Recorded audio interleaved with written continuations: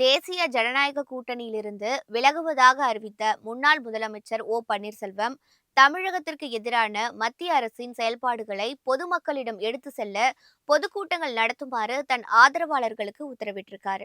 பல்வேறு நிகழ்ச்சிகள்ல பங்கேற்பதற்காக கடந்த மாதம் இறுதியில் தமிழகம் வந்த பிரதமர் மோடியை சந்திப்பதற்கு முன்னாள் முதல்வர் பன்னீர்செல்வம் அனுமதி கோரியும் அவருக்கு அனுமதி தரப்படவில்லை. ஓபிஎஸ் பிரதமரை சந்திப்பதை அதிமுக பொதுச் செயலாளர் பழனிசாமி விரும்பாததனால தமிழக பாஜக தலைவர் நயினார் நாகேந்திரன் பிரதமரை சந்திக்க பன்னீர்செல்வத்தை அனுமதிக்கவில்லை என்ற குற்றச்சாட்டு எழுந்திருக்கு.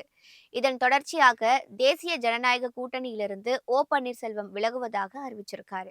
இந்த நிலையில தன் மீது பன்னீர்செல்வம் சுமத்திய குற்றச்சாட்டை மறுத்த நயினார் நாகேந்திரன், தன்னிடம் பன்னீர்செல்வம் கேட்டுக்கொண்டிருந்தால் பிரதமரை சந்திக்க நானே ஏற்பாடு செய்திருப்பேன் என பேட்டியளிச்சிருக்காரு. இதற்கு பதிலளித்து அறிக்கை வெளியிட்ட பன்னீர்செல்வம், நயினார் நாகேந்திரன் கூறுவதில் எவ்வளவும் உண்மை இல்லை என்றும், பிரதமர் மோடி தமிழகம் வருவதற்கு முன் நயினார் நாகேந்திரனை 6 முறை மொபைல் போனில் தொடர்பு கொள்ள முயற்சித்ததாகவும் கூறியிருக்காரு.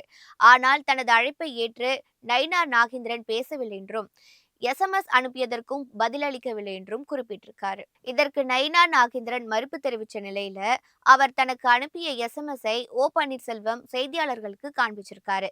அதன் பின் அவர் வெளியிட்டுள்ள அறிக்கையில, கட்சியை மீட்கும் போராட்டத்திலும் நீதிமன்றத்திலும் மக்கள் மன்றத்திலும் நமக்கு வெற்றி கிடைக்கும் என்ற நம்பிக்கை இருக்கணும்.